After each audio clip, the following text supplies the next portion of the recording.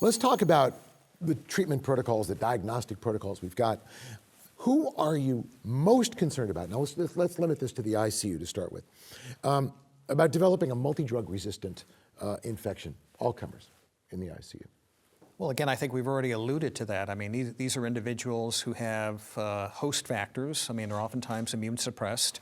They may have other host factors as well in terms of age and trauma, et cetera. You also have the issue of the bug, and at least in an institution like ours, we have a very good informatics system. We have a 13-hospital system.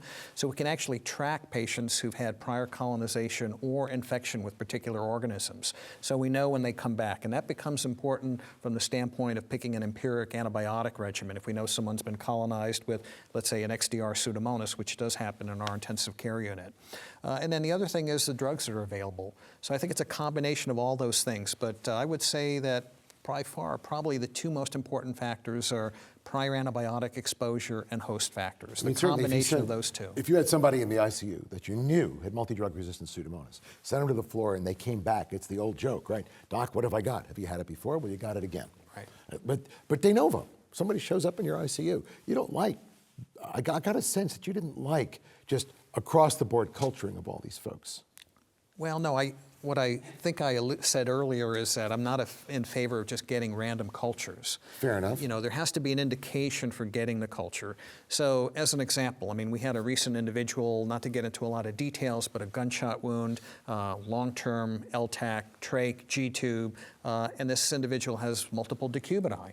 And we know because he's been in our intensive care unit before that he's got ESBL in his bladder, and he's colonized with essentially a extremely drug-resistant Pseudomonas in his airway.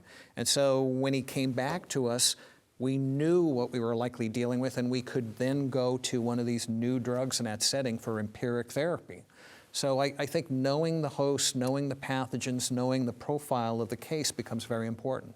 So you go all, I'm sorry, go ahead. So yeah, I just want to build on that a little bit. I want to say that I want to echo what you said because I think it's so important is that there are ways to track these people when they come back. And Marin has a really nice publication in, they have their own EMR at Barnes Jewish and how they used it to be able to do that. But other infection control folks are normally doing this. And there's no reason that antimicrobial stewardship programs can't tap into that to identify these patients when they come back, investigate those patients, get them on appropriate therapy faster. Do you see an inherent contradiction between a physician's responsibility to his or her patient and his or her responsibility to the entire hospital environment? Or how, but why narrow it to the hospital environment? How about to the world? Let's do that. I think it's important to realize that antimicrobials are the only class of drugs where my practice style can hurt someone else's patient.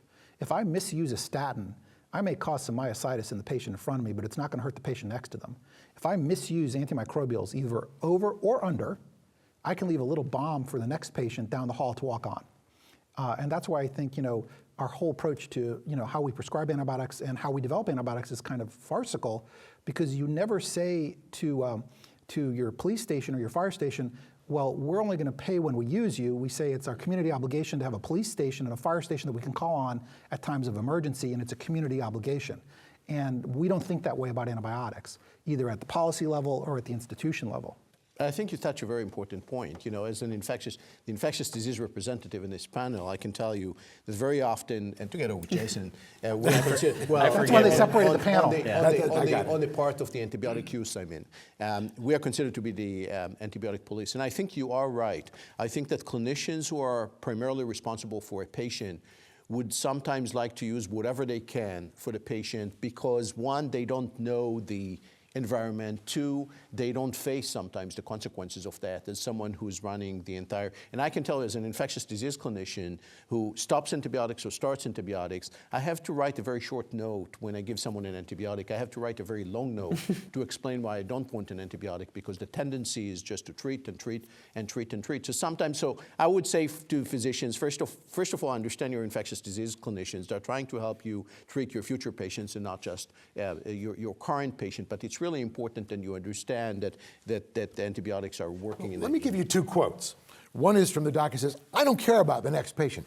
My patient's sitting right here and he's dying. Give me the gosh darn drugs. And you say, And I would say yes. I would say, yeah, if your patient is dying and if you don't know what's killing the patient, and if you come with an aggressive approach that wants to treat and we already talked about the commonality of risk factors, and it's really, we talked about surveillance cultures, and we talked about how important it is to know what bacteria your patient is carrying or had been infected with in the past for the future. We had a patient who came with 2 different consecutive bacteremias with Pseudomonas that was only susceptible to one antibiotic that was Piptazo, and now came septic to the ICU. We thought she had pneumonia. It was very early in the treatment. We gave her Piptazo in combination with Cipro and vancomycin. We didn't know. She ended up having bacteremia with an ESBL producing E. coli. And so you never really know. And so I would agree with that. The problem is that this approach of being very aggressive and upfront is being used very often when it's not necessary.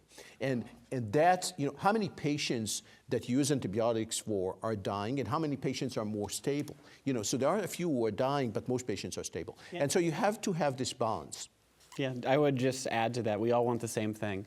I mean, we all want that patient to get better. We just need to have a rational discussion about what that patient needs based off of how sick they are and what their history is. Because even for that given patient, I know that if I add Vanc to his piperacillin tazobactam and he doesn't need it, that increases the chance that he has an adverse drug reaction, which can lead to all kinds of things that occur in that situation. It's not just the next patient down the line, but it's this patient sitting right here, course. if you do it wrong, is going to get a resistant bug.